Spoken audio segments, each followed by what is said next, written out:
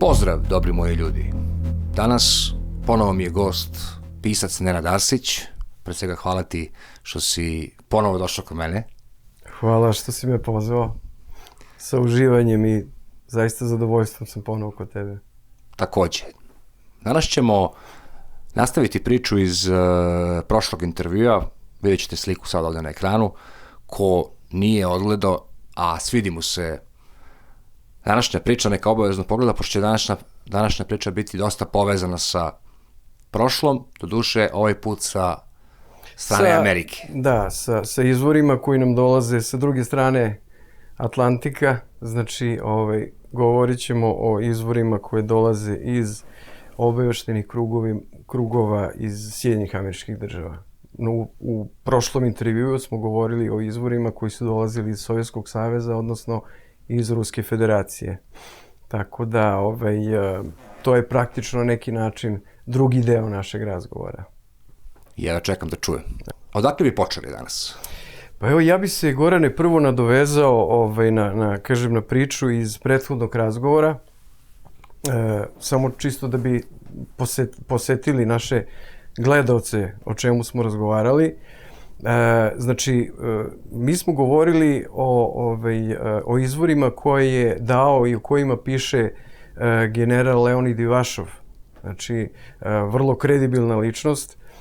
General Ivašov je do penzije bio jedan od načelnika generalštaba u vojsci Ruske federacije i pored svog zvanja general pukovnika, on je pored toga i doktor istorijskih nauka.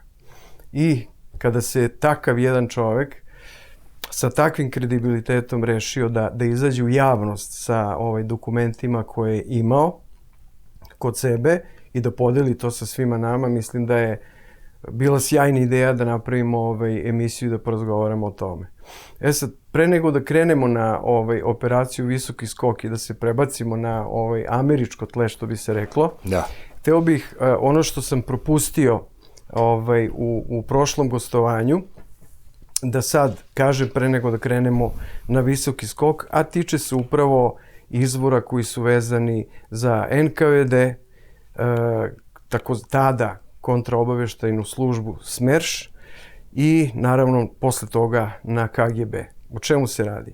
Znači, 1945. godine, kada je sovjetska vojska krenula na Nemačku i kada su polako, sad ne znam da li da kažem oslobađali te teritorije, ali svakako ih oslobađali od nacista, u Donjoj Šleziji, u zamku koji se naziva Altan, pronađena je arhiva ANNRB-a. Gledaoci mogu iz prethodnog gostovanja, ukoliko neko ne zna, da sazna ko je u stvari ANNRB, ali uglavnom čitava arhiva ANNRB-a se nalazila u tom zamku. To je toliko bilo materijala da su, znači, 3 vagona železnička bila napunjena sa tim i direktno otišla za Moskvu. Sad, znači, pored toga, iste te 1945. godine, pronađen je tajni dnevnik pukovnika Wilhelma Wolfa, koji je pored tih dnevnika nađena su i dokumenta koje su vezana za ono o čemu smo razgovarali u prošloj epizodi, a to je o toj Agarti ili skrivenoj zemlji ispod Antarktika. I sad hoću samo da ti pročitam dva izveštaja. Znači, to su izveštaji koji su prevedeni sa nemačkog na ruski i to su izveštaji koji su zavedeni, koji imaju brojeve, koji imaju pečate i koji su potpuno neverovatni. I upravo zato hoću da ih pročitam sad. Jedva čekam da čujem. Znači, u toj istoj, arhivi pukovnika Wolfa, pored, njegovog dnevnika, pronađeni su i veoma detaljne mape podmorničkog puta od same obale Antarktika do te podvodne zemlje Agarte ili buduće Nove Švabije, kako su Nemci je nazivali. Te podmorničke mape su na sebi imale veoma precizno ucrtane putanje i uputstva na osnovu kojih su se kretale nacističke podmornice. Pa tako na jednoj od mapa doslovce piše sledeće. porinuti na 500 metara dubine, kretati se površinom grotla sa nagibom od 8 stepeni udesno, preći rastojanje od 286 morskih milja, nakon prelaska razdaljine od 286 morskih milja na površini sledi složeni manevar poniranja. Pramačni trim, ugao na kretanja 13 stepeni do dubine od 240 metara, rastojanje koje treba da se prođe 60 morskih milja. Zatim, nastaviti 70 morskih milja plus 43 milje plus još 70 morskih milja, zatim izronjavanje na površinu agarte i punom snagom nastaviti kretanje. Pazi sad ovo. Koliki je to put?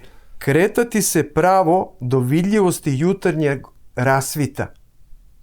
Do samog kraja koristiti uputstva, ne osvrtati se na promene magnetnih polova, na komešanje strelica, kompasa i druge uređaje za navigaciju. Znači, na to ne obraćati pažnju. Mislim... Pa, zato što je jako magnetno polje, vjerojatno, znaš, ne može... Ma ne, ali pazi, mislim... Ne, ali pazi, koji je to put? Neverovatno. 8 stepeni i koliko? Da, upravo to. I sad, vidi ovako, Gorane. Stoji, kaže, u izveštaju Führeru od 20.1.1940. godine. Znači, doslovce stoji. Nemačka antarktička ekspedicija je otkrila nove teritorije skrivene pod ledom Antarktika. Reč je o teritorijama skrivenim u šupljini zemlje sa gradovima, kontinentima, okeanima slatke vode i unutrašnjim suncem oko koga se okreće unutrašnjost zemlje. Prolazak u tu teritoriju ostvaruje se u rezultatu naročitih manevara prilikom poniranja podmornice. Transport ljudi vršit će se Führerovim posebnim konvojem jednom u 3 meseca snagama vojno-pomorske i civilne flote. Prvobitna kolonija naseljenika treba da bude obrazovana 1940. godine i da broji 5000 ljudi. Moji Gorane. Dakle, ulazi se u Antarktik i tako se prolazi do tog nekog novog sveta. I sad da se nadovežemo vrlo kratko što se tiče Sovjeta još, da bismo išli na visoki skok. Znači, Sovjeti su na osnovu sve ove dokumentacije apsolutno bili ubeđeni da je Hitler pobegao i da su lobanje koje su odnete i njegova lobanja i lobanja Eve Braun, da su lažne, da su podmetnute. I onda je, znači, Staljin naredio i stvorena je jedna podmornička flota koja je krenula na Antarktik. Tamo su se proveli kako su se proveli, to smo rekli, znači maltene pola flote je uništeno i to je bilo 45. godine. E sad, oni su naravno to krili od svih, pa naravno i od Amerikanaca. Amerikanci nisu apsolutno znali da je sovjetska flota pokušala da dođe do te takozvane agarte i 1947. godine, u prošlom intervju sam napravio lapsus, rekao sam 1937. Znači 1947. godine, opet na osnovu dokumentacije i svedoka koji su bili zarobljeni, mislim na nemačke oficire obaveštajce, oni su praktično došli skoro pa do istih, ako ne i do istih informacija koje su imali Sovjeti. I onda je odlučeno da se 1947. godine, tačnije 18. januara 1947. godine, krene na put ka Antarktiku. Krenula je takozvana operacija Visoki skok ili high jump. Kako bi prikrili tu svoju operaciju, vojni vrh Sjedinjenih Američkih Država je navodno tu operaciju proglasio operacijom naučnog ispitivanja Antarktika. Međutim, da li je to bilo naučno ispitivanje, reći će nam sljedeći podaci. Išao je nosač aviona, na kome je bilo 50 ili 25, nisam siguran, ali 50 ili 25 borbenih aviona. Išlo je 12 brodova, od koga je bilo nekoliko razarača, to su sve bili u pitanju brodovi koji su sposobni da da plove tim dugim linijama prekookeanskim. Pored toga, išlo je 4000 marinaca. Imali su 6 rezervi hrane za 6 meseci i pored toga išla još jedna podmornica. Znači, oni su krenuli prema Antarktiku 18. znači januara 1947. godine i kada su stigli tamo, podmornica je krenula sa poniranjem u pokušaju da nađe taj prolaz, te bukvalno rečeno podvodne kanale, tunele prema Agarti. Ona bukvalno još nije ni porinuta bila kada su od nekuda, znači iz mora izleteli leteći diskovi koji su potpuno neverovatnom brzinom odreagovali i u toj, da kažem, bici koju su vodila američka vojska, ta koju sam sada nabrojao šta je od vojske otišlo tamo, oni jednostavno nisu mogli da se suprotstave tim letećim diskovima. Pored toga što su ih nekim laserskim i još ne znam kakvim naoružanjem tukli, oni su proizveli, kako je to kontraadmiral Baird rekao na saslušanju, napravili su nekakvu atmosfersku pojavu, da je praktično sva vojska koja se nalazila u tom krugu te njihove bitke sa tim koji su ih napali, ušlo u potpuno rastrojstvo. Potpuno su gubili, bili su potpuno dezorijentisani. I obzirom na to da je čitava ta ekspedicija naravno bila konstantno na vezi sa Vašingtonom, oni su dobili naređenje da se apsolutno odmah odande povuku. Ovi koji su ih napali, znači oni njih nisu pratili čim su shvatili da se povlače, ali je šteta za američku flotu bila potpuno neverovatna. Znači, nosač aviona je bio toliko oštećen da je jedva stigao do Amerike. 2 njihova razarača su bila potopljena. Od 4000 marinaca koliko je bilo aktivno u toj ekspediciji, 400 njih je poginulo na licu mesta. Mnogi drugi su imali doživotne posledice, psihički i razne druge, zbog svega toga. Sad, naravno, kao što su Sovjeti učinili sve da se ne sazna za njihov krah i onog tog prvog pokušaja da se dođe do Agarte 1945. godine, isto se dogodilo, naravno, i sa Amerikancima. Znači, vrhovna komanda američke vojske i taj najviši vrh politički je pre svega zahtevao od svih da se pismeno obavežu da doživotno niko od njih neće smeti da istupa u javnosti niti da bilo šta priča o ovoj operaciji koja je naravno bila katastrofalna. Kako li je uspeo Hitler? Šta misliš? Ja sam dosta razmišljao o tome. I nekako mi nije bilo logično, znači nekakva civilizacija po tim dokumentima za koje znamo da postoje, živi u utrobi zemlje i onda mi je palo na pamet kako je moguće da su prihvatili njih. Da. A ove su apsolutno odlučno sprečili da se dokopaju te takozvane Agarte, odnosno te unutrašnjosti planete Zemlje. Ja jedino logično objašnjenje za to imam, ono što postoji ovde, o tome ću malo kasnije da govorim. 1936. godine Nemci su prvi pronašli letilicu, izvanzemaljsku letilicu koja je pala je negde na teritoriji Nemačke. I oni su, ako znaš, to čak mislim da postoje i slike na internetu, možda nešto i na YouTube-u, ne znam, onih letećih tanjira koji su oni pokušavali da naprave. Oni su nešto od te tehnologije uspeli i čim su oni to pokušavali, to znači da je neko u tom trenutku možda imao interesa da im pomogne na neki način. Možda je taj neko, ta nekakva civilizacija za koju mi zaista nemamo predstavu ko su i šta su, možda obzirom da možda njihova letelica pala, razmišljali, ok, oni sada znaju da mi postojimo, ali hajde da to ostane u okviru Nemačke. Jasno, da se ova priča ne širi i na osnovu svega drugog, sad da se ne vraćam, na osnovu saznanja koje su dobijali od kontraobaveštenih službi, onda od znanje koje su doneli sa Tibeta i tako dalje, omogućilo im je da saznaju za te mape. A imali su nekako, po meni, čudno, Evropa je mala. Da. Kako je moguće da nijedan evropski narod nije sagledao da se oni tako industrijski nešto odjednom razvijaju, da mogu da napadnu ceo svet. Tako i to isto je jako čudno.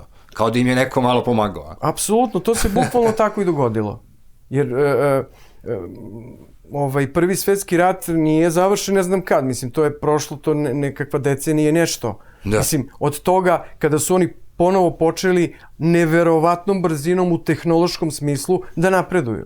Da, a pazi drugi kao ništa. Da, jer apsolutno stoji, pardon, prvi pad koji je registrovan, pad letilice, dogodio se 1936. godine negde na teritoriji Nemačke. I to je prvi kontakt, da kažem, ove naše ljudske vrste, rekao bih, u novije doba.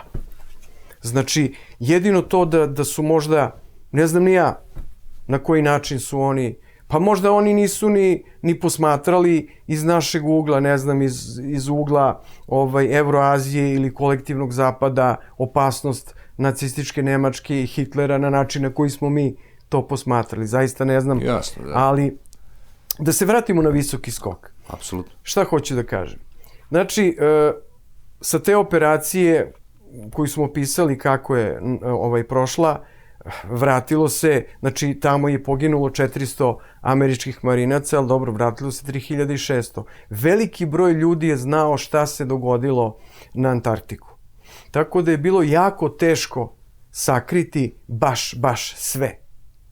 Naravno, kontraadmiral Baird je podneo ostavku, jer je to prosto bio katastrofalan rezultat za američku vojsku. On je podneo ostavku, povukao se i onda su počele da kruže nekakve glasine po medijima da se tamo na Antarktiku nešto dogodilo.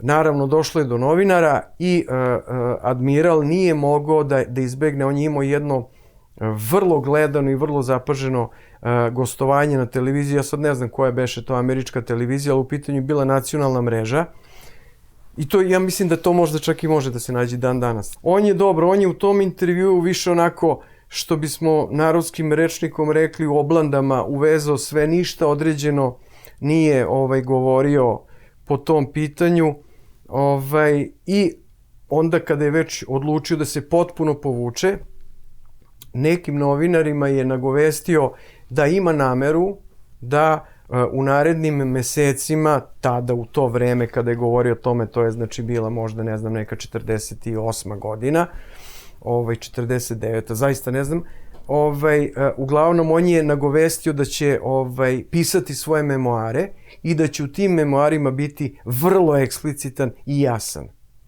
I onda možeš da zamisliš, Gorane, šta se dogodilo.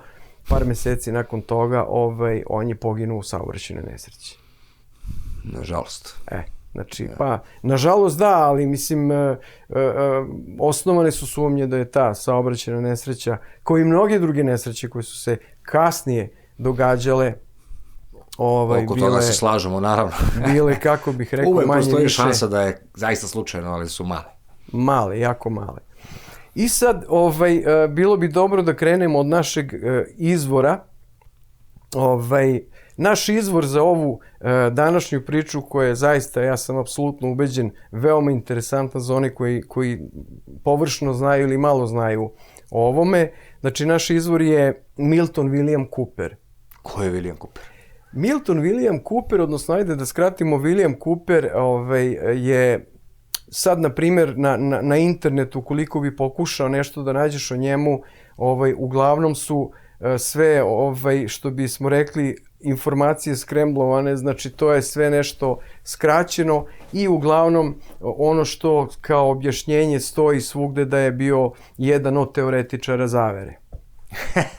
Znači to stoji, teoretičar zavere. Znači, bio je naš čovjek. Jeste, bio naš čovjek, mada opet ja uvek kad god imam priliku da kažem da nema teorije, već je zavera u praksi. Apsolutno. Ajde sad da počnemo od Williama Coopera. Prvo kratak uvod pa da krenemo u njegov rad. William Cooper je po običaju onako kako se događa u mnogim zemljama, pa i u Americi, znači faktički postao vojno lice kao i njegov otac. Njegov otac je bio vojni pilot i učesnik Drugog svjetskog rata i onda je William Cooper odlučio da i on uđe u američku vojsku, armiju, i krenuo je da služi pre svega u vazduhoplovstvu. On nije bio pilot, ali je služio u američkom vazduhoplovstvu i tu, družeći se sa tim ljudima, opet imajući nekakav svoj background, jer moj otac bio, ne znam da li je bio heroj rata, ali je bio, to se zna, bio pilot borbenih aviona u Drugom svjetskom ratu. Imao je prilike da čuje mnoge, ali kako bih ti rekao, neoficijalne priče koje su vezane za te nekakve kontakte treće vrste, za priče o tim nekakvim vanzemaljcima i kontaktima koji su se već događali. I to je njega jako zainteresovalo, ali to je sve ostalo, da kažem, na nekim neoficijalnim razgovorima, ono što bi se reklo uz čašu piva. Da. Međutim, vrlo brzo on je izašao iz vazduhoplovstva i prešao je u mornaricu. U mornaricu je prekomandovan i prvi njegov zadatak je, on je praktično postao podmorničar.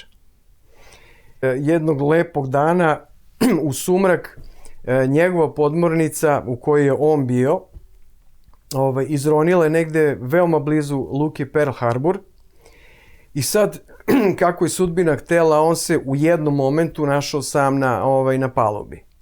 I tako kako je stajao na palubi, on tu ne objašnjava koliko je dugo stajao na palubi, uglavnom odjednom u nekoj udaljenosti koju on nije precizirao, iz vode je bukvalno rečeno kao tane izletelo nešto, nekakav objekat i otišao nebu pod oblake. On je to opisao, veličinu prvu tog objekta opisao kao, izgleda, kaže, kao nosač aviona. Znači ogroman. Da, ali, mislim, on to prosto, naravno, nikome ne bi smeo da kaže, jer ko bi poverovao u tako nešto. Međutim, sticajem okolnosti, bukvalno rečeno, u razlici od nekoliko minuta, tu su se našli jedan od prvih kapetana komandira te podmornice i još jedan mornar. I onda je to isto čudo, ta ista grdosija s neba, bukvalno rečeno kao kad bi neko odapeo strelu lukom uletela u vodu. I oni su sva troje to videli. Čim su to videli svo troje, znači 3 svedoka, oni su imali obavezu da o tome napravi izveštaj. I oni su uradili izveštaj i naravno bili su pozvani odmah u njihov generalštab, u vrh američke mornaričke flote, da to što su videli posvedoče i, što bi se reklo, face to face. Jasno, da. Kada su oni rekli to što su rekli, naravno morali su da potpišu te izjave i da se opet i oni, kao i svi koji su pre toga imali takvu vrstu iskustva, imali su obavezu da potpišu da o tome apsolutno ništa nikome neće govoriti. Sad, obzirom na to da su sad to bili praktično svedoci i troje povezana lica koje su znala za isti događaj koji se dogodio, a to je praksa u tim obaveštenim sferama, oni su došli do zaključka da bi bilo mnogo bolje da oni njega uključe u obavešteni rad već kad je nešto saznao. I tako William Cooper ulazi u tu kontraobaveštajnu mrežu koja je bila direktno povezana sa mornaricom. Znači, praktično ulazi u mornaričku obaveštajnu službu. Iz obaveštajne službe mornarice njega šalju za Vijetnam. On je u Vijetnamu, ne znam tačno koliko je bio, uglavnom on je tamo imao poziciju kapetana jednog od patrolnih brodova i bavio se kontraobaveštajnim radom u Vijetnamu. E sad, kada se vratio iz Vijetnama, onda je krenulo u stvari čitava priča koju ćemo da ispričamo. Kada se vratio iz Vijetnama, on je automatski bio premešten u mornaričku obaveštajnu službu Pacifičke flote. I tu je već bio u situaciji da dođe do određenih dokumenata, odnosno da ponešto od toga sazna. I on je tako interesujući se za to, a i u skladu sa poslom koji je obavljao, došao do dva dokumenta čije imena su Grudge i Majority. Aha, nikad čuo. Evo ovako, pazi sad. Ajde. Projekat Grudge u stvari je bio skup dokumenata i fotografija o vanzemaljskim aktivnostima od 1936. godine pa sve do čuvenog slučaja Roswella i pada prve letelice na američko tle. Već smo pomenuli da je, kažem, od 1936. mislim, odnosno i oni u tom dokumentu misle na taj pad te letelice koja je pala na teritoriji Nemačke. Jasno, da. Znači, to je jedan deo tog dokumenta koji se tako zvao, ali nije bilo to sve. Kaže, unutar tih dokumenta bila i sažeta sva istorija kontakata sa vanzemaljcima koja seže čak do 1800. godine.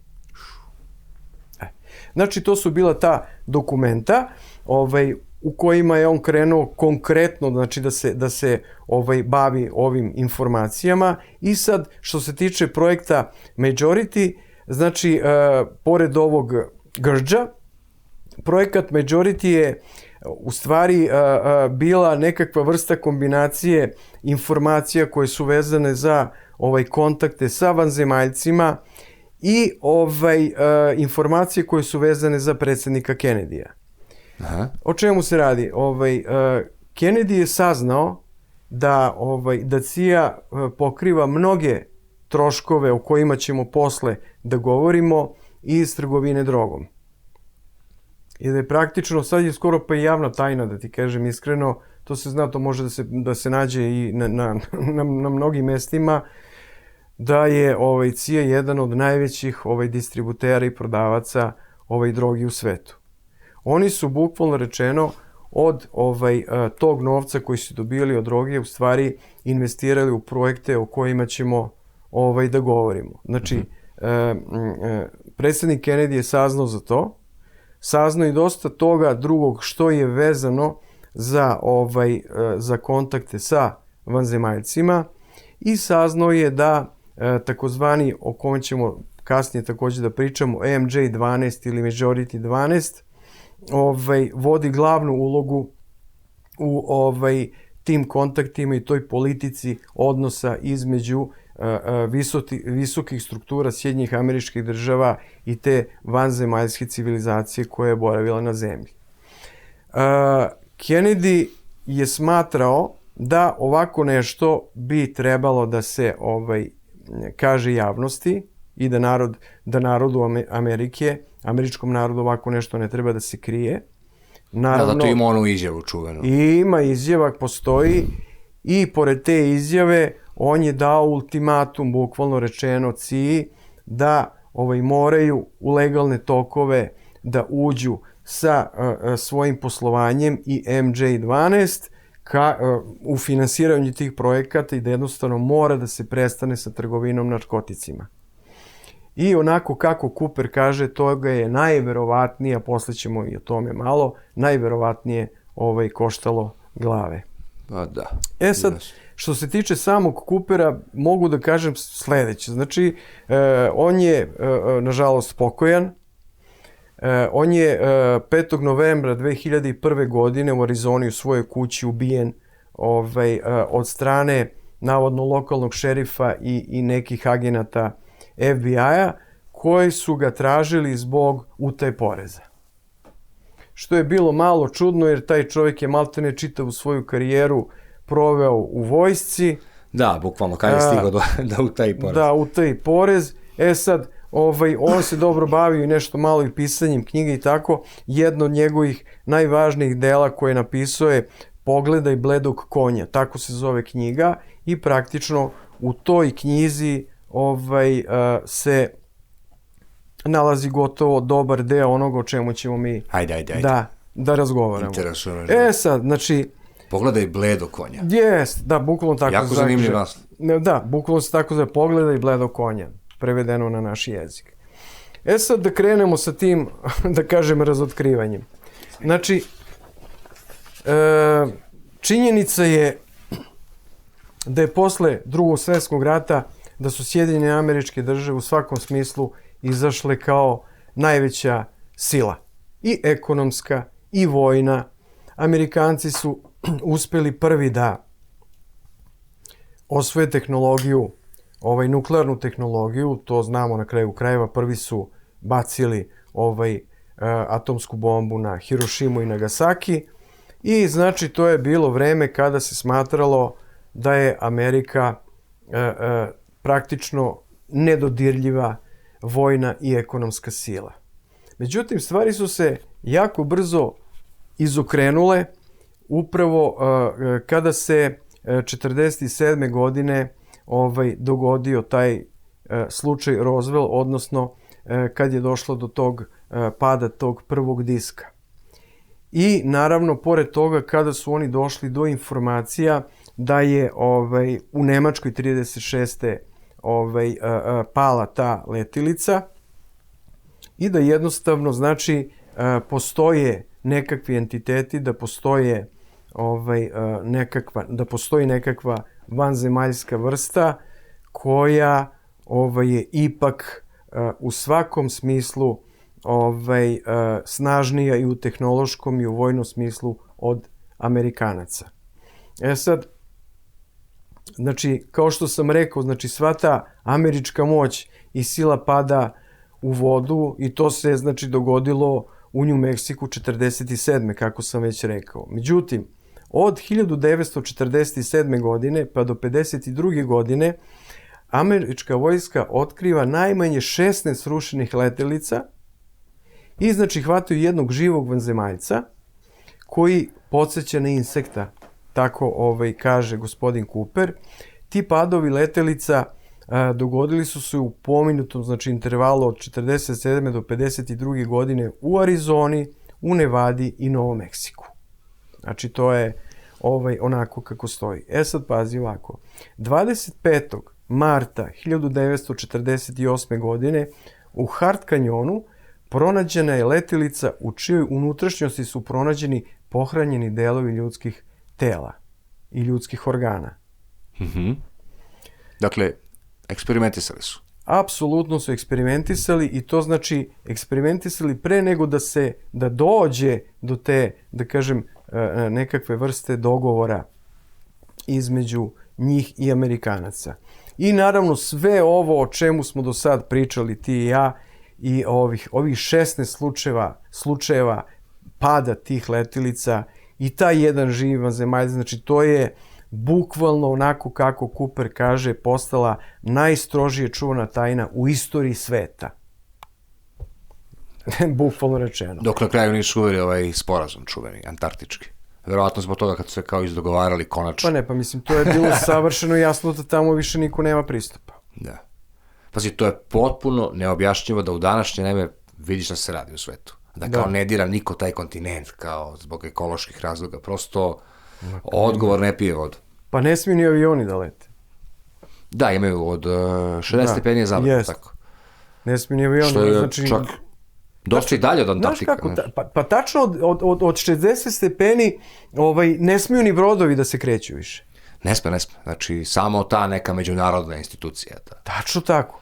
Tačno tako. I to na nekom mestu, tačno se zna gde se ne sme i šta se zaobilazi. Mislim, to je činjenica.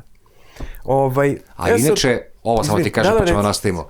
Čak i ti kada, na primjer, napraviš neki eksperiment ovde na zemlji, kada hoćeš da nešto što je tečno rotiraš, uglavnom praviš šupljinu unutra.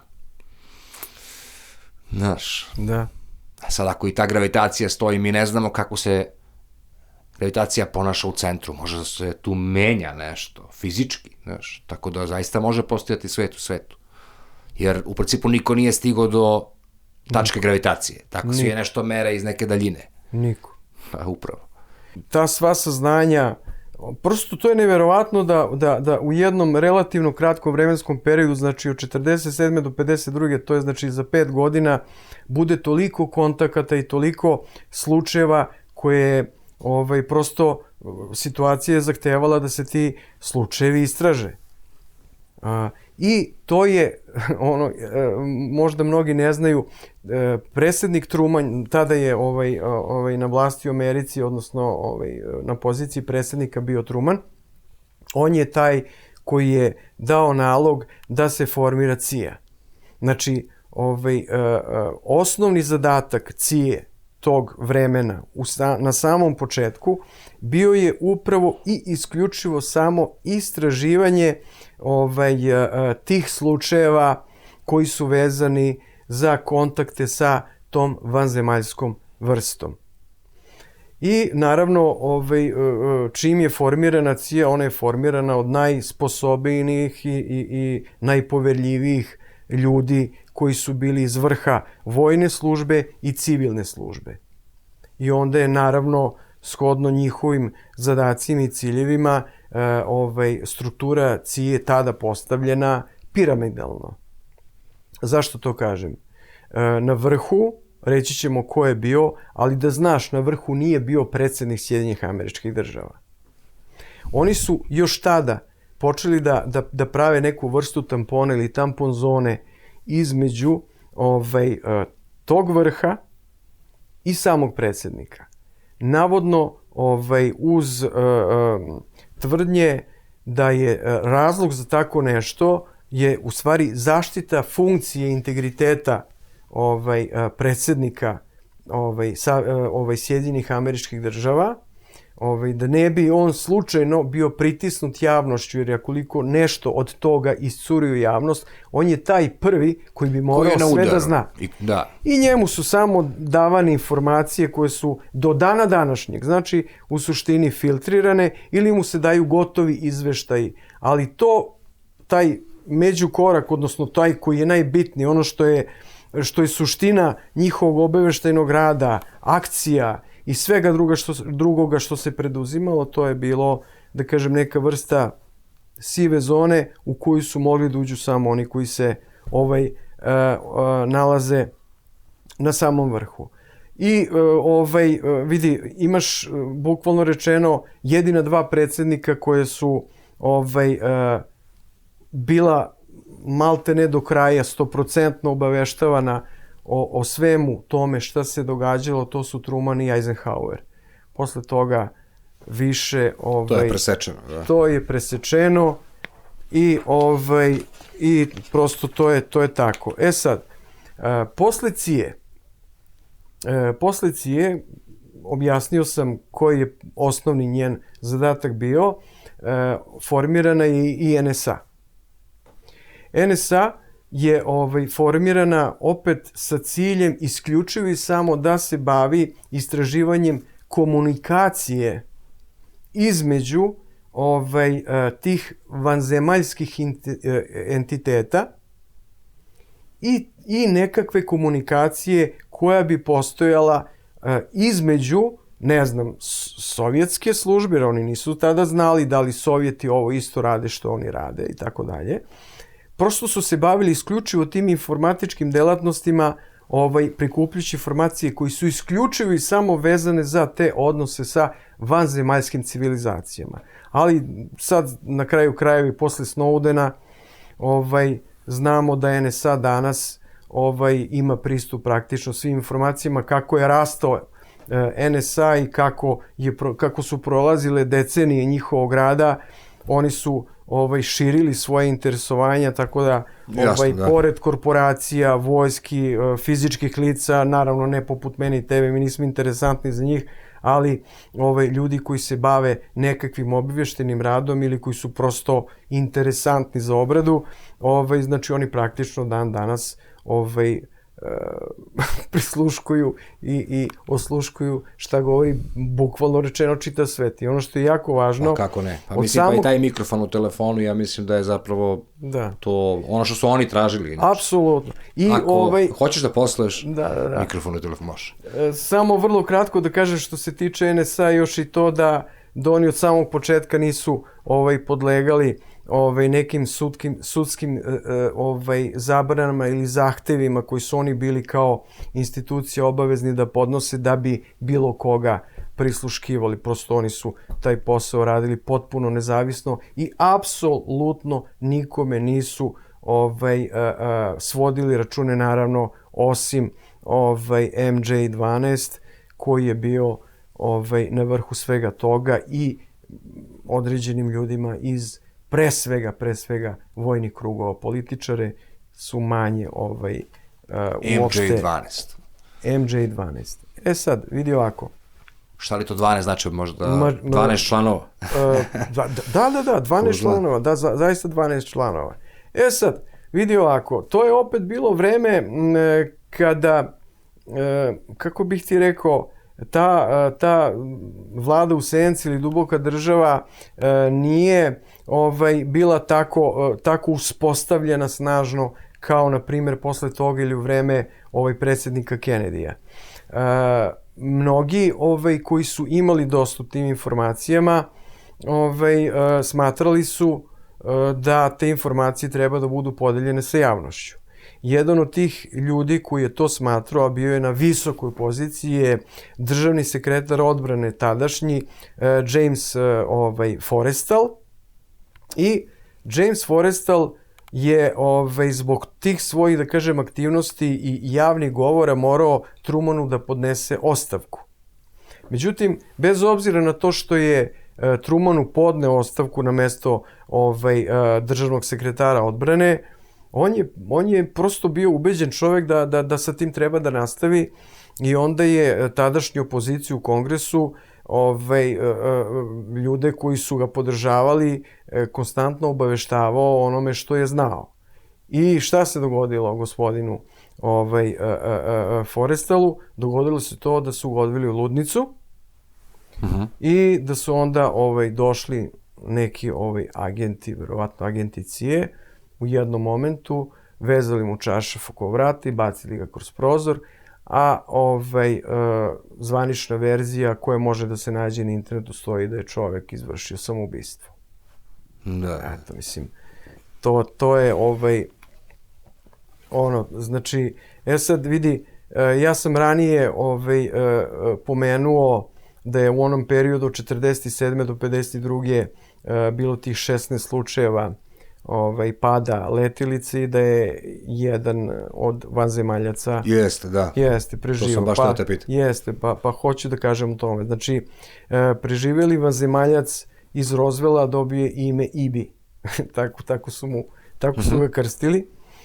Znači, u prvoj godini zatočeništva on je prosto odbijao bilo kakvu vrstu saradnje sa tim obaveštenim krugovima, sa CIA-om koja je bila zadužena za njega, ali u drugoj godini je napokon progovorio i dao informacije koje su zapanjile istražnu komisiju. Znači, sve je to, kako kaže gospodin Cooper, zapisano u takozvanoj žutoj knjizi, Yellow Book. Šta li je rekao? Ima li? Ne, ja to nemam, ali ono što znam, znači, on je, nažalost, Ibi je umro prosto u zatočeništvu, on je preminuo 1952. godine. Neka naši gledalci ne zamere što ja imam jedan podsjetnik ispred sebe, jer zaista tema je ozbiljna i velika. Slažem se. I prosto moram da držim sebi koncentraciju. I sad šta se dešava? iste, znači, te godine kada je preminuo, umro Ibi, tada je stvorena NSA. O NSA smo dovoljno govorili i šta je sada jako bitno da kažem. U suštini, Amerikanci su onda odlučili da stupu u kontakt sa Sovjetima. I ne samo sa Sovjetima, već i sa svojim, koji mi sada nazivamo zapadni, kolektivni zapad, sa partnerima, pre svega iz Velike Britanije, iz obaveštenih krugova, i to se radilo samo isključeno na visokom nivou. Oni su odlučili da sve to što su saznali od IBI-a i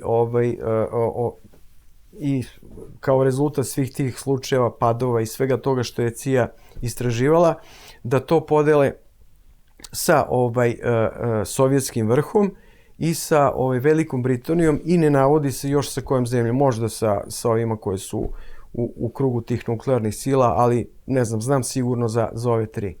Zašto su to uradili? Zato što su shvatili da ta vanzemaljska civilizacija, odnosno ta vrsta, je toliko tehnološki i vojno naprednija od nas ljudi, da prosto postoji realna opasnost da mogu da unište ili nas kao ljudsku vrstu ili prosto čitavu planetu Zemlju.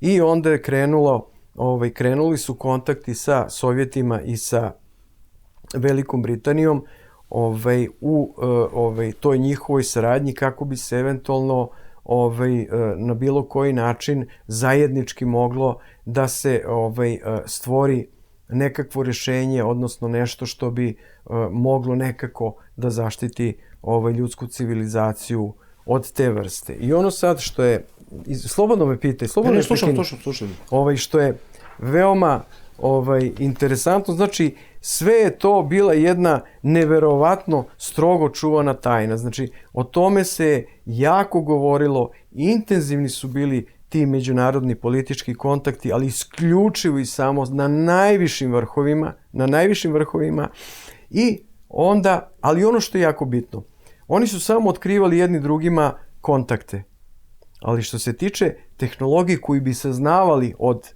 tih vanzemaljskih vrsta, svako je držao za sebe. I Sovjeti za sebe, i Amerikanci, što u suštini, mislim, razumljivo, zbog nepoverenja, jel tako? Sad, dolazimo ovde do toga da, naravno, Sjedinjene Američke Države i kolektivni zapad nisu bili spremni da kako bih rekao, tu čitavu organizaciju i kontrolu svega toga do kraja podele sa Sovjetima, i upravo iz tih razloga, a opet razmišljali su kako i na koji način da sve te informacije koje su neverovatno bile interesantne da zaštite, odnosno kako i na koji način da čovečanstvo, odnosno javna mnjenja u državama u kojima se na kraju krajeva to i događalo, a postojali su i svedoci toga, znači da ne dođe do javnosti. I upravo iz tih razloga 1954. godine stvorena je tajna, znači međunarodna organizacija pod nazivom Bilderberg. Upravo iz tih razloga, znači sa sedištem u Ženevi, koja bi se znači bavila zaštitom i rukovanjem tih poverljivih informacija, i znači Bilderberg će vremenom prerasti u vladu iz senke, koja sada, znači, praktično, Gorane, kontroliše život na planeti Zemlji. Eto, to je bio razlog. Kao čuvena, kako bi se zovu? Pa, znaš kako, mi čuli smo, ne znam, za CIA-u, čuli smo za NSA. Duboka država. Čuli smo za duboku državu, čuli smo za državu, vladu iz senke, čuli smo za Bilderberg svi. Ali niko iz ove perspektive danas ne bi njihovo postojanje, njihovu egzistenciju povezao, a praktično sve se svodi u jednu tačku, znači da su svi prvobitno bili organizovani upravo na toj vezi sa tim, da kažem uslovno rečeno, ali nije samo uslovno rečeno, problemom sa tim vanzemaljskim entitetima sa kojima su bili u kontaktu. Znači, to je bio razlog zašto je osnovana Bilderberg grupa. Koja je sada praktično, pa ja ne bih rekao da je vlada u senci, to je prosto jedna komisija nedodirljivih danas ih imaš ljudi mnogo, koji... pa naš, ljudi više... Ali da, Nema, oni su bili znaš među kako? prvima, sećam ih se prilično. Da. Nema ih ni danas mnogo. Ima organizacija raznoranih i nevladinih i tako dalje. Izvini. Međutim, ono što su tada postali, oni su to i danas bez ikakve sumnje. To što mi vidimo da se oni sastaju u nekakvom hotelu i da ih ima, ne znam, na desetine njih, to su opet nekakvi članovi koji dolaze po zadatku, a vrh ostaje uvek isti. Piramida ima samo jedan vrh. Da. Dva vrha ne postoje. Sad da idemo dalje sa pričom. Znači, posle Trumana na čelo Amerike dolazi general Dwight Eisenhower, u čijem mandatu je registrovano, u njegovom mandatu je znači registrovano 10 slučajeva pada vanzemaljskih letelica, od čega 26 mrtvih i 4 živa vanzemaljca. Ne želeći da ovakve detalje otkriva Kongresu i drugim, kaže, državnim institucijama, predsjednik Eisenhower je 1953. godine potražio pomoć o ovoj problematici od svog dugogodišnjeg, pogađaš, kog prijatelja, Nelsona Rockefellera. I, znači, njih dvojica su praktično došli na ideju, i tu dolazimo do ove priče o MJ-12, oni su došli na ideju da mora da se napravi jedna super tajna organizacija koja bi bila tajnija od svih drugih tajnih organizacija, a koja bi bila bukvalno rečeno isključivo i samo odgovorna, tada se tako mislilo, Rockefelleru i predsjedniku Eisenhoweru. I tako je nastao MJ-12 ili Majestic 12, odnosno dobio naziv po 12 ljudi koji su bili uključeni u rad te super tajne organizacije. A ona se bavila čem? Opet... Da sve to zajedno kontroliše? Apsolutno, da sve to zajedno kontroliše, da ima to pod kontrolom i da informacije od tako neverovatno poverljivog značaja ne cure dalje. Jasno, da. Znači, ono kao mreža u mreži. Svako tačno tako. Kontroliše. I sad vidi ovako, svi ovi događaji nekako su se veoma brzo nizali jedan za drugim. I sad pazi, te 1953. astronomi iz NASA otkrili su veliki leteći objekat koji se kretao prema planeti Zemlji. Mislilo se da je u pitanju asteroid. Međutim, nešto kasnije bez sumnje potvrđeno da je u pitanju svemirski brod, jer su stručnjaci NASA uhvatili komunikaciju izvanzemaljske vrste u tom brodu. Aha. Kaže, to je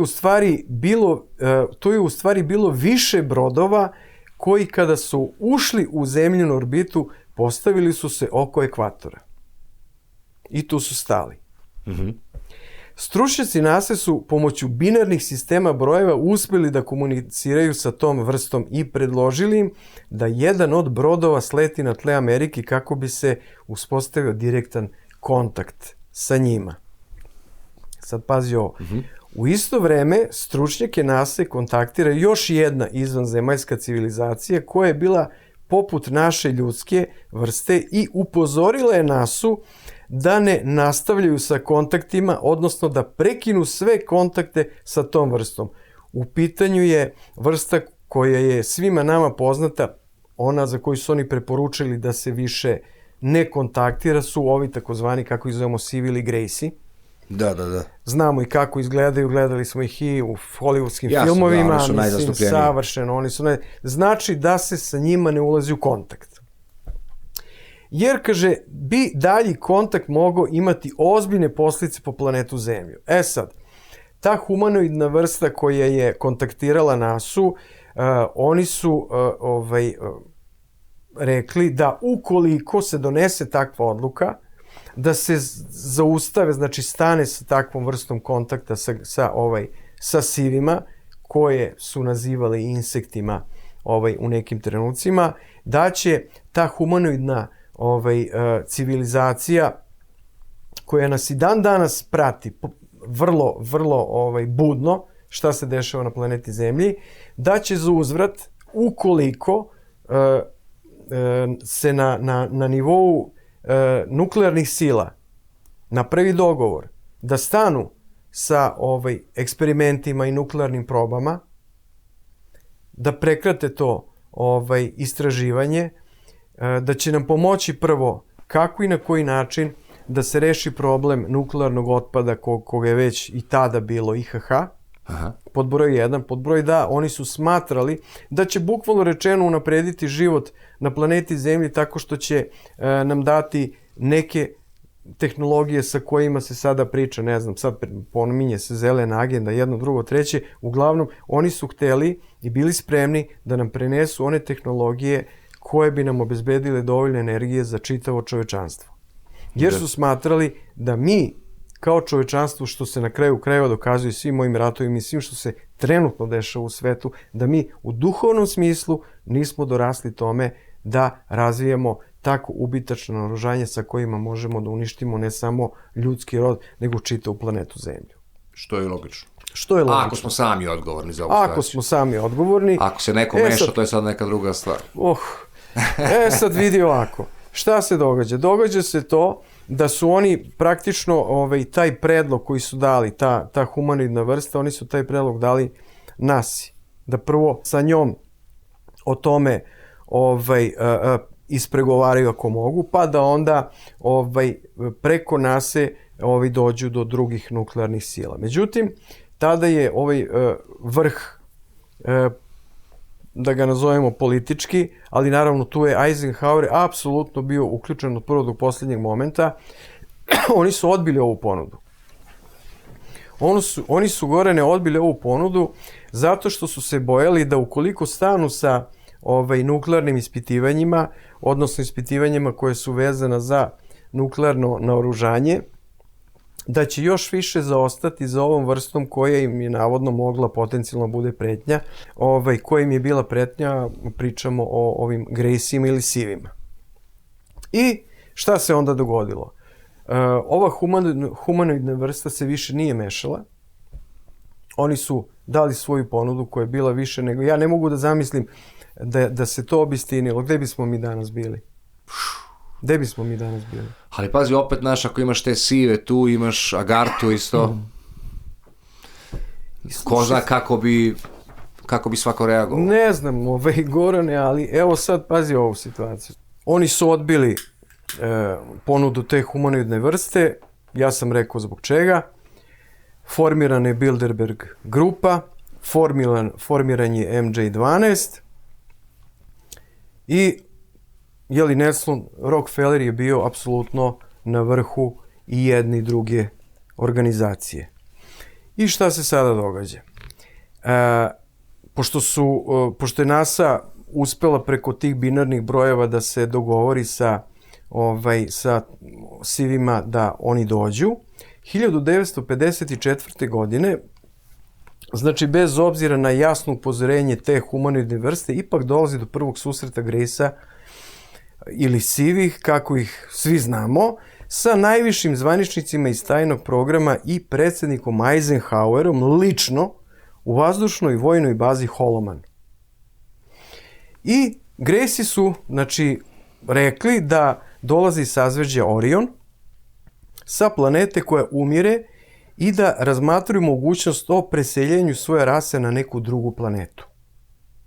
To je njihov osnovni razlog zašto su navodno, tada su tako rekli, krenuli. I posle prvog susreta došlo i do drugoga, zatim je došlo i do njihovog toga da oni razmene stalne predstavnike. Pa je onda u Sjedinjenim Američkim Državama na super tajnoj lokaciji u podzemnoj jednoj bazi vojnoj bio njihov predstavnik čije ime bilo Krill. To je bilo njegovo ime. Znači, pored stalnog gosta, dogovoreno je da Gracie mogu da uzimaju ljude u cilju ispitivanja i izučavanja ljudske vrste, da im neće nauditi i da će svakog od otetih vraćati nepovređene na mesto otmice, a da se ovi ničega ne sećaju. To je ona priča, mislim, to je na kraju krajeva i bilo je tih ljudi koji su imali nekad sećanje pomućene i tako dalje.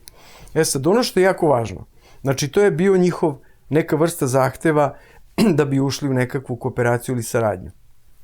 Za uzvrat, oni će Sjedinim Američkim Državama davati te napredne tehnologije.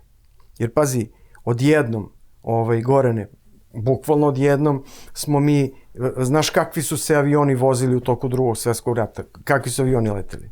Odjednom se uletelo u mlazni pogon, u nekakve krstareće balističke rakete, u 300... Jeste, ali mnogo smo i ratovali, prilično. Jesmo ratovali, ali uglavnom, znači, dogovor je bio, znači da oni za uzvrat, za te eksperimente koje će vršiti, za uzvrat daju tehnologije. I sa time se Eisenhower kao predsjednik složio, i on, i MJ-12. I s tim što je MJ-12 zahtevao da svaku otmicu i svaki eksperiment oni prijave. Prosto da se zna sa koliko ljudi na kojim mestima je eksperimentisano. To je bio njihov uslov. Takođe je dogovoreno, znači, razmjena stručnjaka, pazi ovo, razmjena stručnjaka, i to po 16 sa obe strane.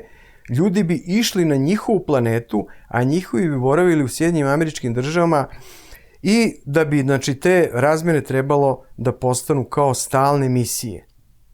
Možeš misliti to? Ludilo. I sad, pazi, tajne baze, i, znači, dogovoreno je da se krene odmah u formiranje tajnih baza. Znači, da se grade tajne baze. I odlučeno je da to bude u Nevadi, u Juti, Novom Meksiku, Arizoni i Koloradu. Da u tih 5 država, znači, budu izgrađene te baze koje bi oni zajednički koristili.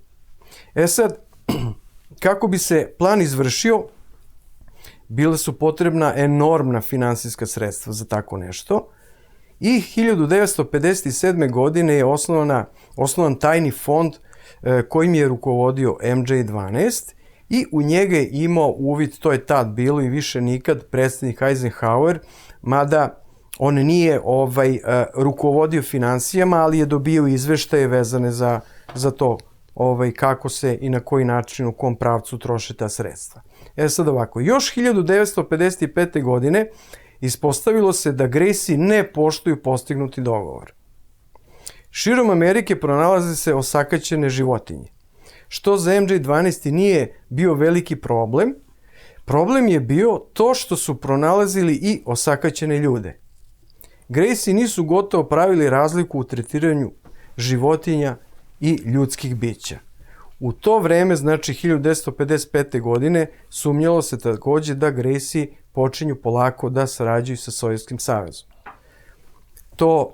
To je bila prvo sumnja, ali se na kraju pokazalo da su zaista sarađivali sa njima, što znači da i u tom smislu nisu poštovali taj dogovor koji su potpisali u toj bazi Holloman. A, ovi su bili unapred od humanoidne rase su bili upozoreni, tako? Pazi ovako, znači, vanzemaljci dolaze neposredno, o tome smo pričali, pre Drugog svjetskog rata od 1936. pa do ovog vremena o kome pričamo.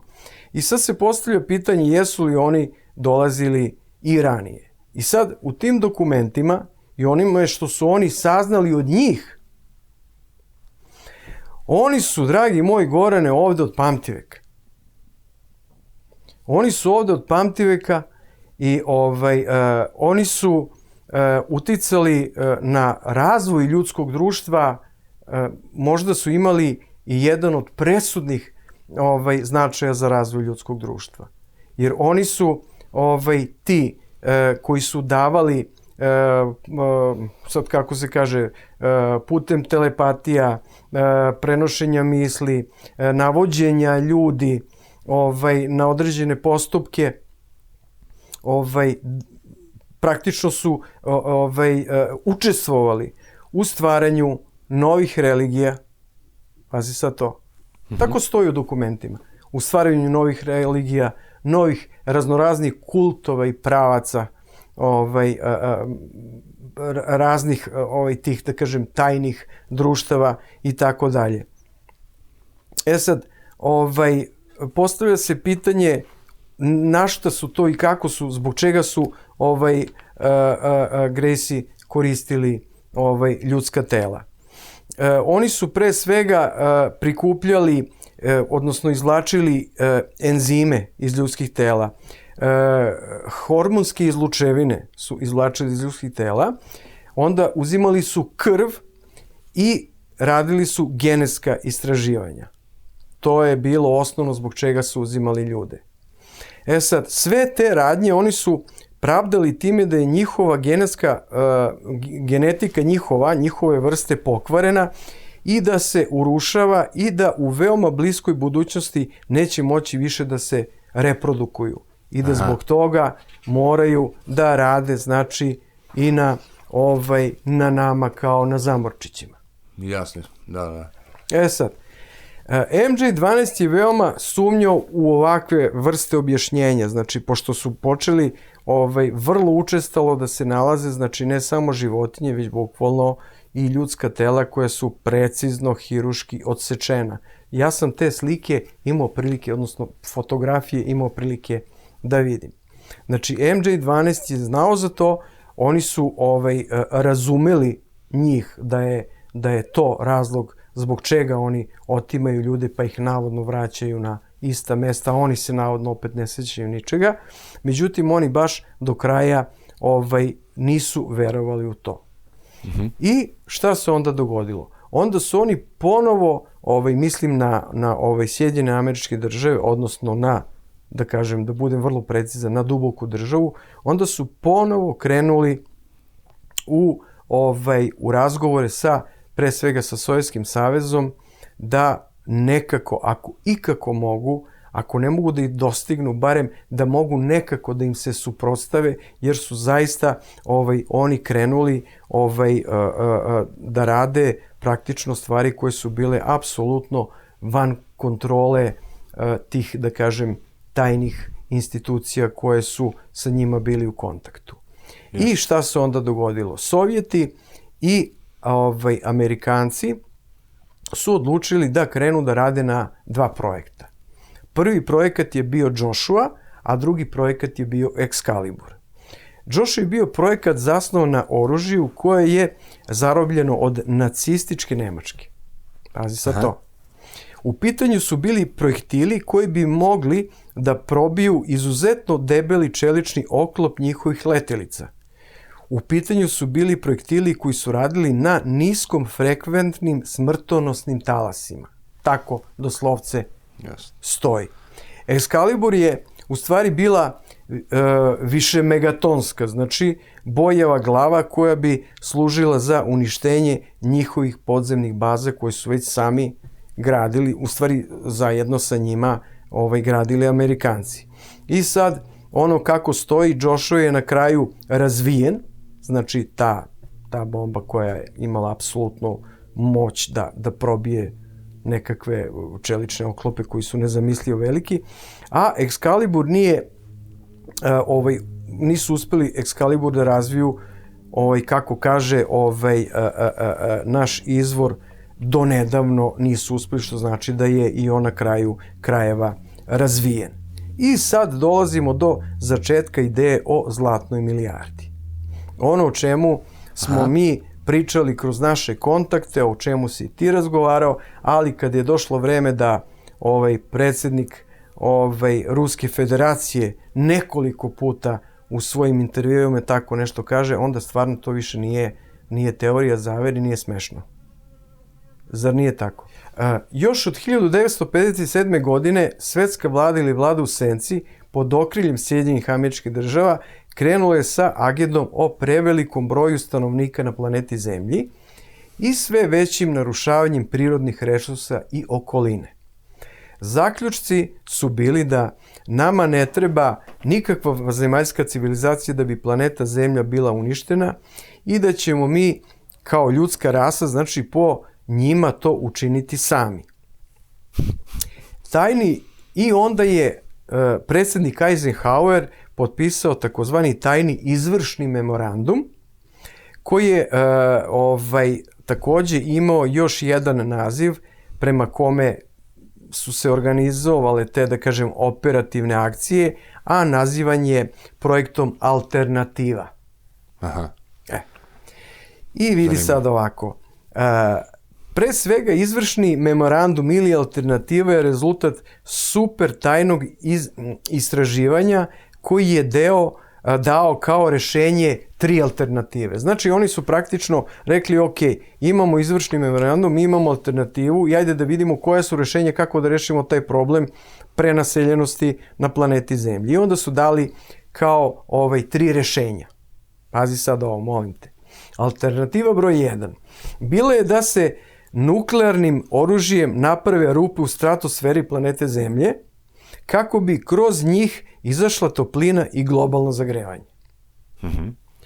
Alternativa broj 2. Bila je da se sagrade beskrajne mreže tunela diljem planete Zemlje, kao i podzemni gradovi u tim tunelima i da se ljudska vrsta, naravno odabrani iz različitih nacija i kultura, usele u taj podzemni prostor. Ostatak čovečanstva bi bio ostavljen na površini da se sam bori za svoj opstanak onako kako zna. Kao i da se različitim medicinskim merama, koji ovde, naravno, u podcastu ne smemo da pominjemo, polako smanjuje broj takozvanih beskorisnih izjelica, kako su oni nazivali sve nas drugi. I sad... A što su ušli u zlatnu milijardu? To nisam razumio na početku priče. Pa, vidi ovako, priča... Je to bilo nešto što su oni tražili od nas ili... Ne, oni to nisu tražili od nas, nego je prosto njihova procena bila da je nekakav optimalan broj ljudi za kontrolu i za njihovo funkcionisanje i njihovu moć koju su mogli da vrše nad određenim brojem ljudi, da je milijardu u stvari nekakav optimalan broj koji oni mogu da kontrolišu. A ovo sve preko toga, naročito ne danas ovih koliko ima 8 milijardi, to je bilo previše. To je. I zbog toga to je razlog zašto su oni smatrali da treba krenuti sa tim, da kažem, izvršnim memorandumom. I sad, rekao sam ti prvu i drugu alternativu. Alternativa broj 3 je isto vrlo interesantna. Alternativa broj 3 bila je da se nastavi sa istraživanjem kako vanzemaljski, tako i konvencionalne tehnologije, pomoću koje bi opet odabrani na novo sagrađenim kolonijama u svemiru mogli da nastave svoj život. I sad pazio, poseban fokus je stavljen po pitanju alternative broj 3 pre svega na Mesec, čije kodno ime bilo Adam, i na Mars, čije kodno ime bilo Eva. To je vrlo interesantno. I sad kroz sve ove nazive alternative provlačila se priča o obezbeđenju radne snage kroz klasično ropstvo. Oni koji bi onda bili ostavljeni da se sami staraju o sebi kada elita ostvari, znači, svoje ciljeve. I to je plan. To je i danas ta agenda, pazi, tu nema diskusije. Jasne. I sad samo čisto mala digresija, ali ja, vezano za neka moja druga ustajanja, ovo neodoljivo podsjeća, znači, na Sumere, odnosno na Anunnakije. Kada su oni prvi put došli na planetu Zemlju, oni su stvorili neandertalce ili primitivnog čoveka kao prostu radnu snagu. I kada su završili svoj posao, kome je pisao i Zaharija Sičin, koji je prevodio sumerske tablice, da su oni prosto ovde došli da kopaju zlato. I kada su uzeli to što su uzeli pre nekih, po meni, 450.000 godina, oni su jednostavno neandertalce kao svoju primitivnu radnu snagu, kao te primitivne ljude, prosto rečeno, ostavili ovde na planeti Zemlji, a oni su otišli. Znači, sad, ovi su dobro sa nama na planeti Zemlji, ali bi oni, elita bi otišla odavde ili bi imali nekakve svoje svemirske stanice, a planeta Zemlja bi bila možda neka vrsta rezervata, brate. Mislim, šta bi drugo moglo da bude? Ali, zašto su 50 i neke došli na tu ideju? Mislim, ako su već imali problema sa tim vanzemaljcima, otkud im ta ideja o toj zlatnoj milijardi tada? Pa očigledno, očigledno je neko procenio da će doći do ubrzanog povećanja populacije na planeti Zemlji. Aha. S tim što, pazi Gorane, oni imaju svoje planere, imaju ljude koji se veoma, veoma ozbiljno bave svim tim planovima njihovim agendama i ovim naravno alternativama koje sam pomenuo, tako da nema nikakve sumnje da su jako ozbiljni u tome. Znaš što je isto jako interesantno, pošto se ovdje oko mene nalazi jedno 4-5 kamenoloma, znaš, i kada god idem kolima, sad ti kad vidiš onaj kamenolom koji su oni odradili i koji više ne koriste, znaš, koji su napustili, potpuno izgleda kao Mars. Crveno-belo. Crveno-belo. Znači ono što oni više nema šta da kopaju, crveno je belo. Pa tek ćeš da čuješ... Kao da je neko preko, i znaš što je isto jako čudno? To si sigurno ti primetio. Znači mi dobijamo redovno 4K snimke sa Marsa. Pejzaže. U 4K. A na mesec još uvijek nemamo... Ništa. A mnogo je bliže. 1920, a ne 4K snimak. Mnogo je bliže. Mnogo bliže, pazi. To je jako zanimljivo. To nikom, znaš, ono... Čekaj, bre, otkud mi takav snimak s Marsa, s meseca još uvijek gledam neke bledunje. Da. Pa jeste. Tačno tako. Da, potpuno si pravo. Mogući... A sad mislim, znaš, ja ću ovde nešto od tih informacija da ti dam, da dam u stvari našim gledalcima, naravno opet izvučeno iz tih izvora i dosijeja koje stvarno su, što bi rekli Englezi, blow mind, znaš, mislim, bukvalno ti eksplodira mozak. Da. Znači, radilo se najviše, odlučili su na kraju, znači da rezimiramo priču oko ovog izvršnog memoranduma koje je potpisao, znači predsjednik Sjedinjenih Američkih Država Eisenhower, a sa njim se složio Bilderberg grupa i MJ12. Znači, oni su odustali od one alternative broj 1, da prave rupe u stratosferi, to hvala Bogu, pa nisu uradili, ali na alternativama, znači broj 2 i broj 3 se radilo i radi se i dan danas. Znači, u pitanju su oni podzemni gradovi o kojima smo pričali i o tim svemirskim takozvanim stanicama. Ja mislim da su oni čak radili i na toj alternativi 1, sećaš se operacija Fishbowl, kad su ispaljivali nuklearne, tako? Jeste. Na severnom i južnom polu. Jeste. Kao da su to pokušavali, da. I sad pazi ovako, šta je bio njihov osnovni problem? Osnovni problem su opet bile financije. Pazi, s jedne strane, dogovor sa Graceima da grade podzemna skloništa, da u tim podzemnim skloništima rade naučne ispitivanja zajedno, da sa njima zajedno rade na implementaciji novih tehnologija, pre svega u vojne svrhe, i onda im je palo na pamet i ovaj izvršni memorandum, odnosno ove 3 alternative, odnosno 2, znači opet da se grade posebni gradovi za elitu ili za te odabrane koji će živjeti u njima i da se grade svemirske stanice. I sad, osnovno pitanje koje se sad ovde postavlja, to je od kojih para? Da. Shvataš? Mislim, to su enormna sredstva, a suština čitave priče u tome da sve mora da bude super tajni projekti. Svi projekti moraju biti tajni, super tajni. I šta se dešava? 1959. godine u Sjedinjenim Američkim Državama dolazi do nove, znači, rasprave o tome, nazovimo tajno visokom društvu ili sada popularno dubokoj državi, kako i na koji način nastaviti sa finansiranjem projekata koji su rađeni. Znači, pre svega pričamo o alternativi 2 i 3. Novac je morao, kaže, da bude obezbeđen, u pitanju su bila basnoslovna sredstva. Tada je jako mladi, slušaj ovo, ali veoma ambiciozni član veća za vanjske poslove, pa znači to je ovo veće za inostrane poslove, spoljne poslove, kako ga mi zovemo, pod imenom George Bush, predložio da se jedan deo novca obezbeđuje od prodaje droge, a taj posao da preuzme CIA. I tako je krenulo, znači, 59. godine. Kasnije, znači, pomenuti mladić, kako kaže gospodin Cooper, postao direktor CIA. A pazi, njegov sin, sećaš se, 2 dana pred izjavu da je nestalo više triliona, dobio je avione u zgradu, njegov sin. Tačno, tako. A njegov tata, Prescott Bush, je trgovao sa Nemcima i sve vreme Drugog svjetskog rata im prodavao naftu.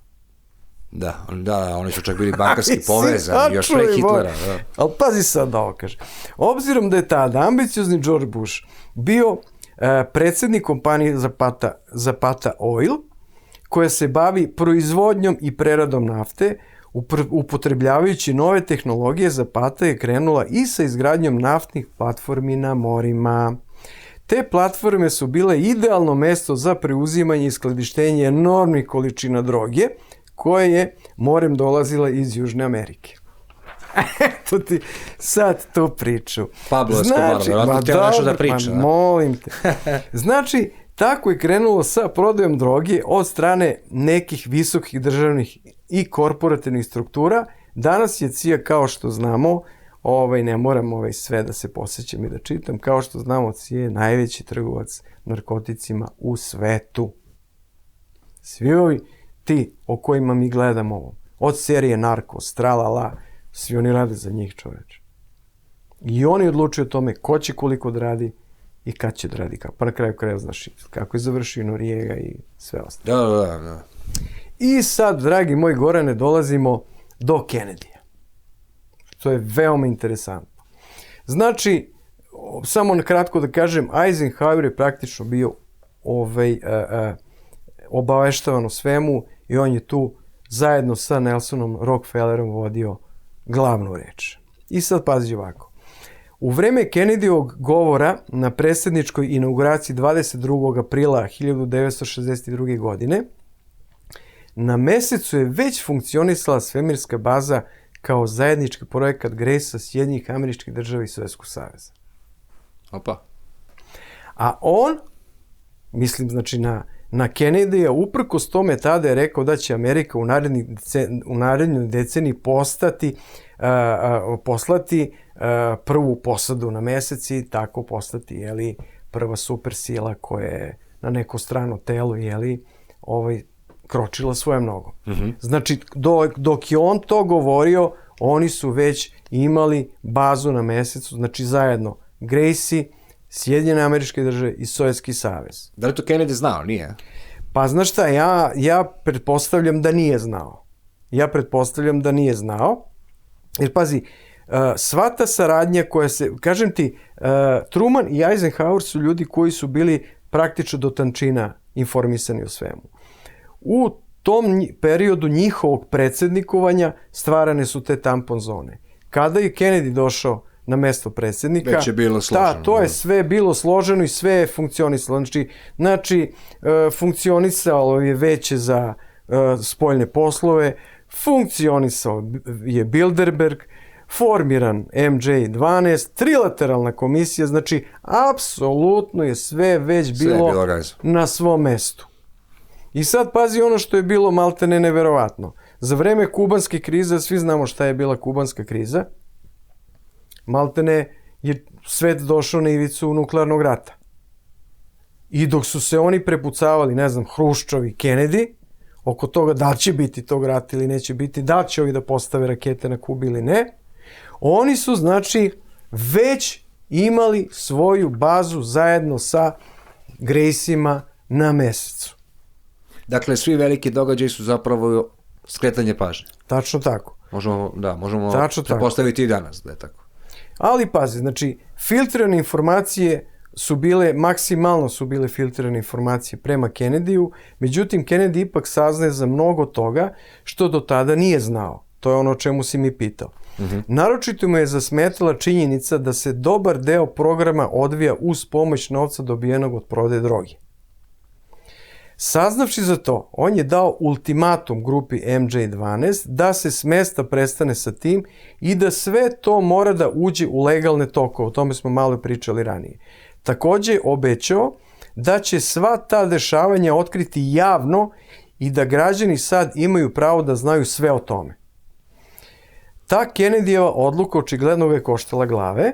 Agenti koji su posebno izabrani od grupe MJ12 u Dallasu su izvršili atentat. Pazi sad ovo. Predsjednika Kennedy je ubio njegov vozač, inače tajni agent William Greer. To se jasno vidi na nekim od filmova koji su snimljeni u trenutku atentata. Njegovo ubistvo je naređeno sa najvišeg vrha, tačnije izvršnog odbora Bilderberg grupe. Naređenje je izdato od strane MJ12.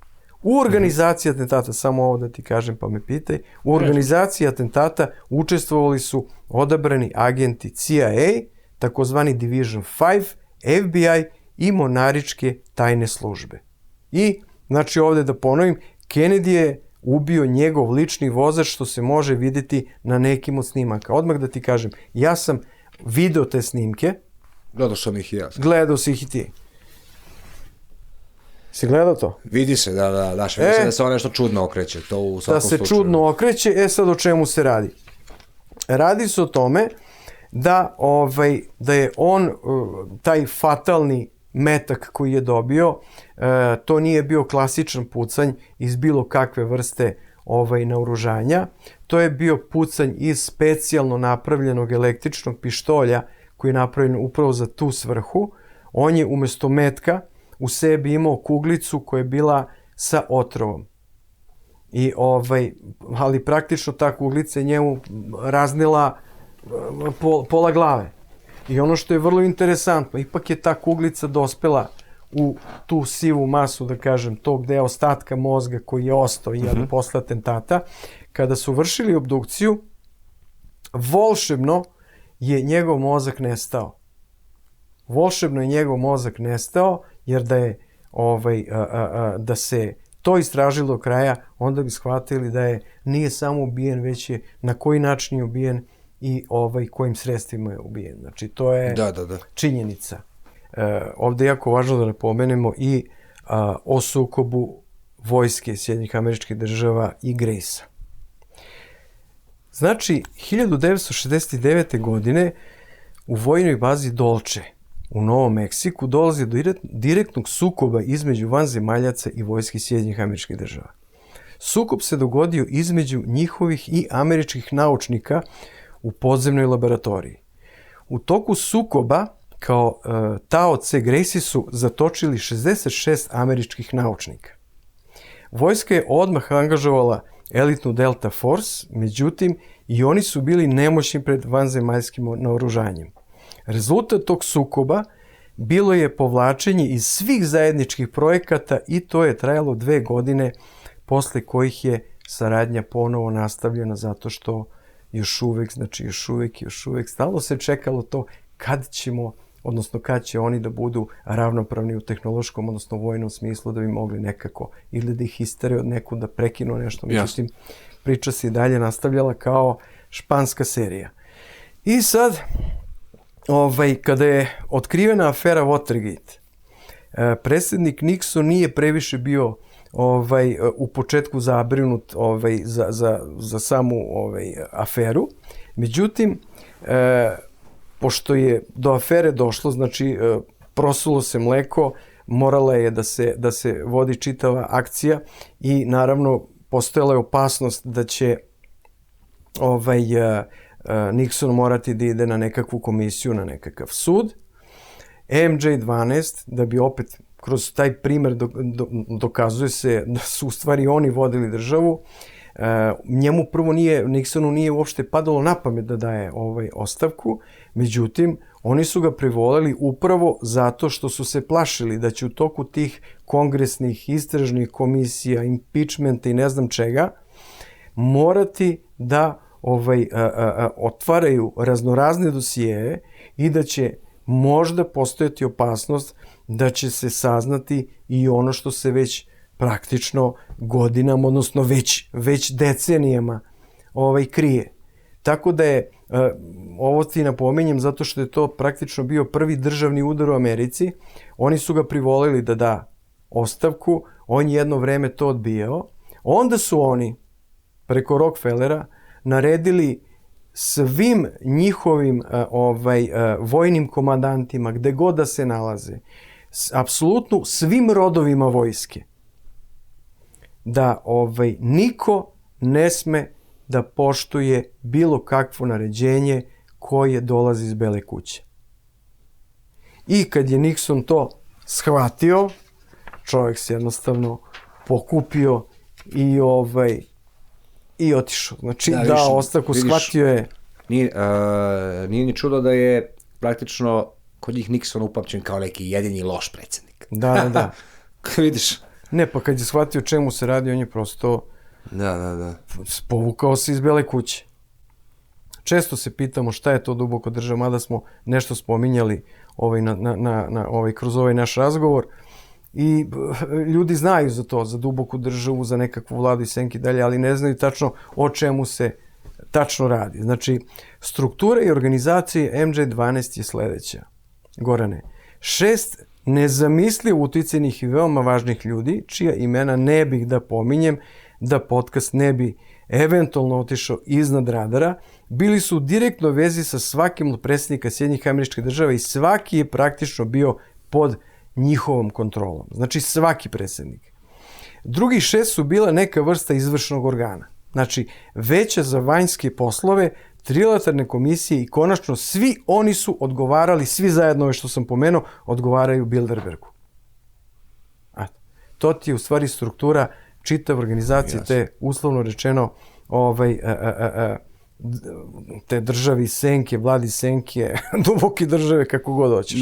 Znači, suština je da Veće za vanjske poslove ili za inostrane poslove, trilateralna komisija i Bilderberg jesu tajne organizacije i da praktično vladaju Sjedinjenim Američkim Državama i praktično, čitavim svetom. MJ12 je u suštini vlada u senci. MJ12 je, odnosno onih 6 donjih, rekao bih od tih 12, oni su praktično kao izvršni organ.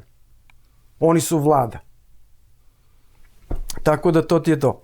I da ponovim još jednom, vanzemaljci su kroz čitavu našu istoriju vladali i sada vladaju preko tajnih društava. To piše u tim dokumentima. I to preko religije, obaveštenih službi ili tačnije preko odabranih užih krugova unutar njih. Jedini predsjednik Sjedinjenih Američkih Država koji je znao sve o ovome je Eisenhower. Čak vidiš, ni Truman nije znao sve. Svi drugi posle njega su preko MJ12 dobijali neke od informacija, ali uglavnom u izuzetno skraćenom i strogo kontrolisanom obliku.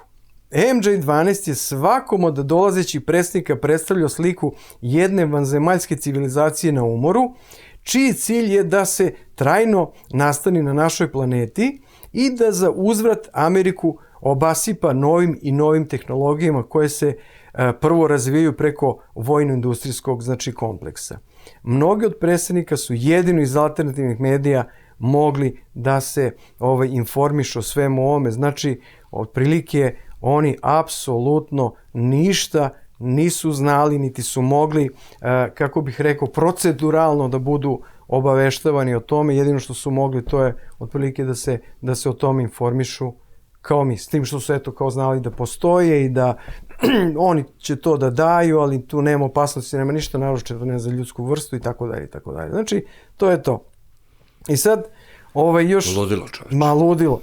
Nešto kratko, samo ono što je napomenuo Cooper vezano za transhumanizam i tu šta još, ima da se kaže.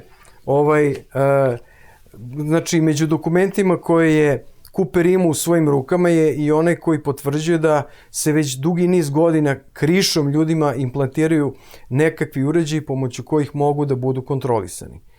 Također tamo stoji da niko nema ideju koliko je ljudi već podvrnuto i koji je broj tih ljudi kojima su postavljeni ti uređaji, implanti, već što god da je.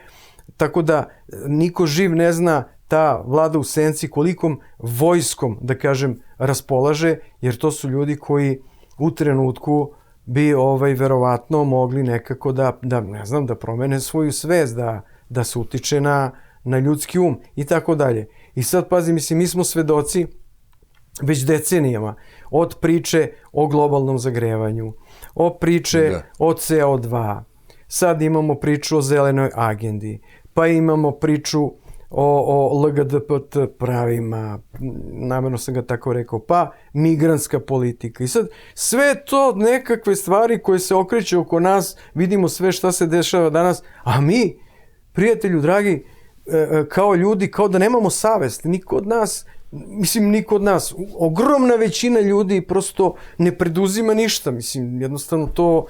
Pa zato što ogromna većina ljudi misli da su sve to bajke i da ipak i da ipak sistem misli o njima i da će na kraju da stane uz njih. Rečeno. Sad, ili se možda plaši. Jest. I sad stvarno za kraj, dragi moj Gorane, hoću da kažem da unapred znam da će ovo o čemu smo ja i ti govorili izazvati dosta komentara. U to sam apsolutno siguran. Znam da će biti više pozitivnih, ali također znam da će biti i onih koji su negativni, podrugljivi i uvredljivi. O tome smo pričali. Ali nema veze. Upravo ti takvi čine jednu za sada većinu koja misli da smo mi budali ili ludaci. A to je upravo ono što žele oni koji misle da su Bogom dani da odlučuju o našim sudbinama.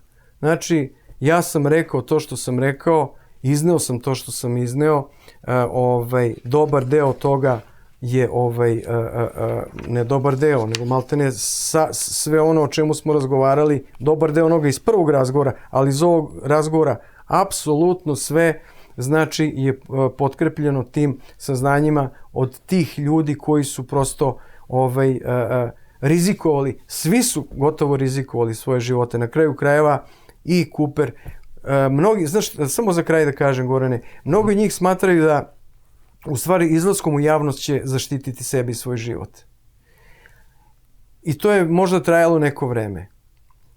Postoji čitav niz, spisak, jedan veoma ozbiljan spisak ljudi koji je na kraju završio ili tako kao što se sekretar za odbranu obesio u ludnici. Neki su dobijali infarkte, neki su dobijali rak, neki su dobijali raznorazne druge smrtonosne bolesti, neki su otrovani, a gospodin Cooper, koji je bio predmet našeg razgovora, je hladnokrvno ubijen na praktično na svom kućnom pragu. I to bi, Gorane, bilo to o čemu smo ja i ti razgovarali, odnosno što sam ja planirao da podelim, pre svega naravno sa tobom i sa tvojim dragim pratioцima. Nenade, ostavio si me bukvalno bez teksta, moram ti pružim ruku. Zaista mi je drago, ja volim sa tobom da razgovaram. Zaista informacija brdo. Naprimjer, ja znam, mislim, tako barem pričaju ljudi koji tvrde da su ili odabrani od strane vanzemaljaca da sa njima komuniciraju ili su možda nekad oteti, ali ima takih ljudi. I oni svi naprimjer tvrde da sve što znamo o istoriji, sve te bitne faci iz istorije, da su svi oni zapravo prevara demonska i da na kraju kroz sve te priče kroz koje oni prolaze, da na kraju shvataju da niko od njih nema dobru nameru. Bukvalno svi simboli, likovi za koje smo mi ikada čuli u istoriji. Tačno tako. Sad, neko bi rekao čovjek je lud, ne mora da znači. Znate kako? Mislim, ja to često pitam ljude ovde, na primjer sad kad bi se pojavio Bog, da li bi mu iko poverovao? Ja mislim da ne. Pa ja mislim da si upravo. Eto, dobri moji ljudi, nadam se da ste uživali u ovom intervju. Ja sam definitivno uživao i ima toliko informacija o kojima ću sada verovatno razmišljati i naravno istraživati. Tako da eto, pozdrav od mene, pozdrav od Nenada. Svako dobro želim svima. Svako dobro. Hvala na pozivu. Pozdrav.